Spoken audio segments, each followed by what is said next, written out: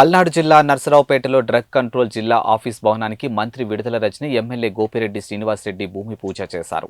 ఇక 69 లక్షల వ్యయంతో భవన నిర్మాణానికి భూమి పూజ చేసుకోవడం సంతోషంగా ఉందని మంత్రి విడుదల రజని తెలియజేశారు. తరువాత 45 లక్షల వ్యయంతో నిర్మించినటువంటి నెల్లూరు జిల్లా కావలిలో వర్చువల్ గా భవన నిర్మాణాన్ని ప్రారంభించుకున్నారు. ఇక జగన్ పాలనలో మొత్తం 19 కోట్లతో 27 డ్రగ్ ఆఫీసులకు శ్రీకారం చుట్టామని అన్నారు.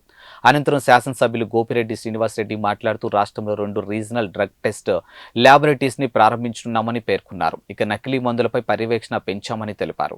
మనం శంకుస్థాపన చేసుకోవడం అనేది జరిగింది. సో మరి 2 కార్యక్రమాలని ఇక్కడ మన నర్సరావుపేట నుంచి చేపట్టడం చాలా సంతోషంగా ఉంది.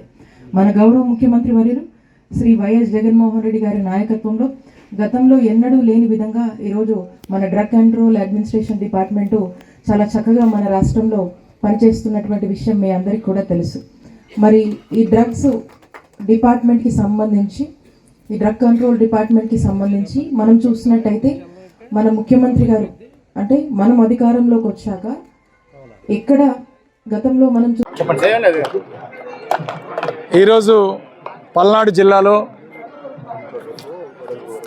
జిల్లా డ్రగ్ కంట్రోల్ ఆఫీస్ శంకుస్థాపనకి ఈరోజు గౌరవనీయులు ఆరోగ్య శాఖ మంత్రులు విడుదల రజనీ గారు, అట్లానే స్థానికంగా ఉన్న మేము, మన జిల్లా కలెక్టర్ గారు, పెద్దలందరూ కూడా పాల్గొని 69 లక్షల రూపాయల వ్యయంతో నిర్మిస్తున్న ఈ యొక్క 1600 SFT బిల్డింగ్ని ఈరోజు శంకుస్థాపన చేసుకోవడం జరిగింది.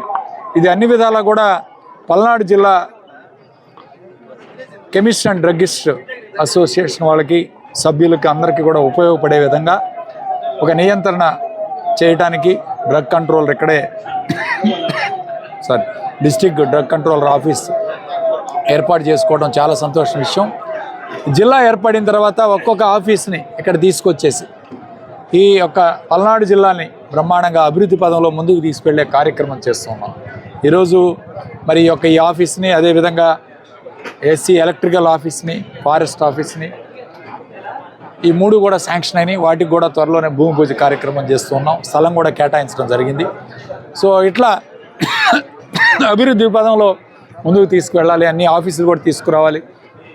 ఇన్కంప్లీట్గా ఉన్న డిస్ట్రిక్ట్ ఎడ్యుకేషనల్ ఆఫీస్ కూడా పూర్తి చేసే కార్యక్రమం చేసి ఇవన్నీ కూడా ఆఫీసులు తీసుకొచ్చి పల్నాడు జిల్లా కేంద్రమైన నర్సరావుపేటను మరింత అభివృద్ధి పదంలో ముందుకు తీసుకెళ్లాలన్న ఆలోచనతో ఈ ప్రభుత్వం పనిచేస్తుంది. అలానే ఇంటిగ్రేటెడ్ కలెక్టరేట్ కాంప్లెక్స్ కూడా డిజైన్స్ అన్ని కూడా పూర్తయ్యాయి.